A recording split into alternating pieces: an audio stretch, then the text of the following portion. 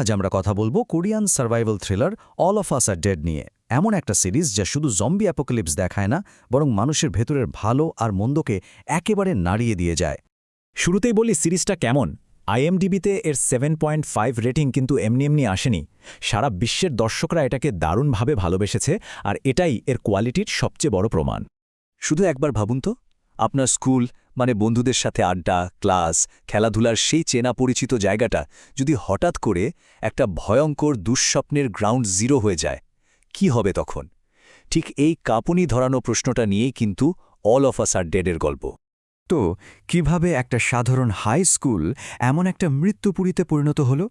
এই ভয়াবহতার শুরুটা ঠিক কোথায়? চলুন সেই গল্পটাই জেনে নেওয়া যাক। এই পুরো ধ্বংসযজ্ঞের পেছনে আছে একটাই জিনিস, জোনাস ভাইরাস। স্কুলেরই একটা সায়েন্স ল্যাবে তৈরি হওয়া এক রহস্যময় ভাইরাস।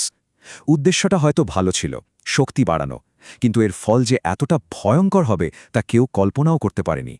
আর এর পেছনের গল্পটা শুনলে না আরও কষ্ট হয়। একজন বাবা, যিনি একজন সায়েন্স টিচারও, তার ছেলেকে বুলিং থেকে বাঁচানোর জন্য মরিয়া হয়ে এই ভাইরাসটা তৈরি করেন।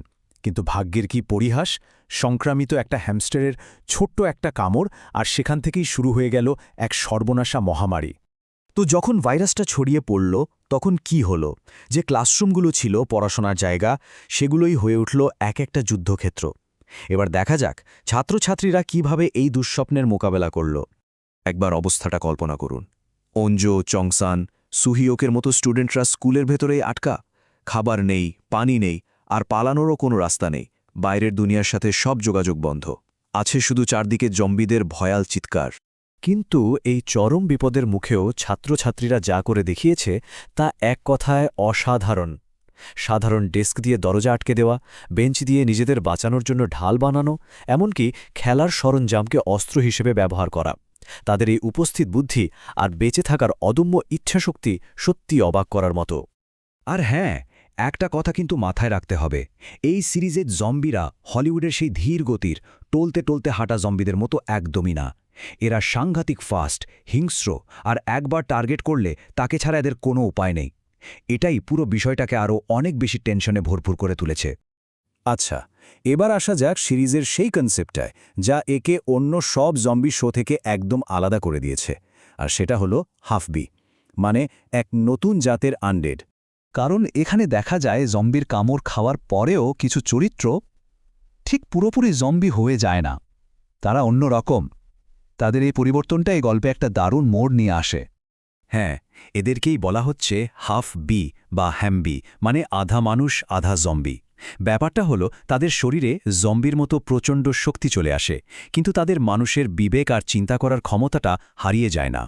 শক্তি আর বুদ্ধির এই ভয়ঙ্কর মিশ্রণ তাদের করে তোলে আনপ্রেডিক্টেবল, আর এটাই গল্পের আসল গেম চেঞ্জার। আর এই হাফবিদের মাধ্যমেই সিরিজটা একটা অসাধারণ প্রশ্ন তুলে ধরে। দেখুন, একদিকে আছে স্কুলের বুলি গুইনাম। সে তার এই নতুন শক্তিকে ব্যবহার করে আরও ভয়ঙ্কর এক দানবে পরিণত হয়। আর ঠিক তার উল্টো দিকে আছে ক্লাস প্রেসিডেন্ট নামরা, যে তার ভেতরের পশুটাকে নিয়ন্ত্রণ করে বন্ধুদের রক্ষাকর্তা হয়ে ওঠে। শক্তিটা একই, কিন্তু কে কিভাবে সেটা ব্যবহার করছে সেটাই তাদের আসল পরিচয় গড়ে দিচ্ছে।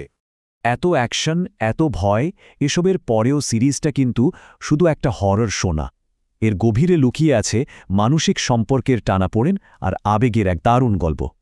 চলুন এবার গল্পের সেই হৃদয়ে যাওয়া যাক। সিরিজটা আমাদের কি দেখায়? এটা দেখায় অটুট বন্ধুত্ব, ভয়ঙ্কর বিপদের মুখে জন্মানো প্রথম ভালোবাসা, আবার অন্যের জন্য নিজের জীবন বাজি রাখার মতো আত্মত্যাগ। কিন্তু এর পাশেই দেখায় মানুষের চরম স্বার্থপরতা।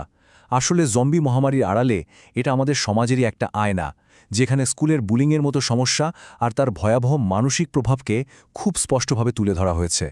আর এই সবকিছুর মধ্যে দুটো সম্পর্ক গল্পটাকে আবেগের দিক থেকে শক্ত করে ধরে রাখে, চংসান আর অঞ্জোর বন্ধুত্ব, আর সুহিয়ক আর নামরার ভালোবাসা। এই ভয়াবহতার মাঝে তাদের এই সম্পর্কগুলোই দর্শকদের গল্পের সাথে একাত্ম করে তোলে। তো সব মিলিয়ে শেষ কথা কি? এই সিরিজটা কি মাস্ট ওয়াচ? চলুন ফাইনাল ভার্ডিক্টে আসা যাক। কেন দেখবেন? প্রথমত, এর দম বন্ধ করা ফাস্ট পেসড অ্যাকশন। দ্বিতীয়ত, অসাধারণ প্রোডাকশন কোয়ালিটি। জম্বিদের মেকআপ আর সাউন্ড ডিজাইন তো রীতিমতো হাড় হিম করে দেয়। আর সবচেয়ে বড় কথা, এর শক্তিশালী আর আবেগ ঘন গল্প। এক কথায় যদি বলি, এটা হলো তারুণ্য, বন্ধুত্ব আর চরম প্রতিকূলতার মুখেও বেঁচে থাকার অদম্য ইচ্ছার এক মাস্টারপিস। এই একটা লাইনই পুরো সিরিজটার সারমর্ম বলে দেয়। আর সবশেষে সিরিজটা আমাদের সবার জন্য একটা গভীর প্রশ্ন রেখে যায়। যখন বেঁচে থাকাটাই সবচেয়ে বড় কথা হয়ে দাঁড়ায়, তখন ঠিক কোন জিনিসটা আমাদের মানুষ হিসেবে টিকিয়ে রাখে? আমাদের মানবিকতা, নাকি শুধু টিকে থাকার আদিম প্রবৃত্তিটা? ভেবে দেখার মতো, তাই না?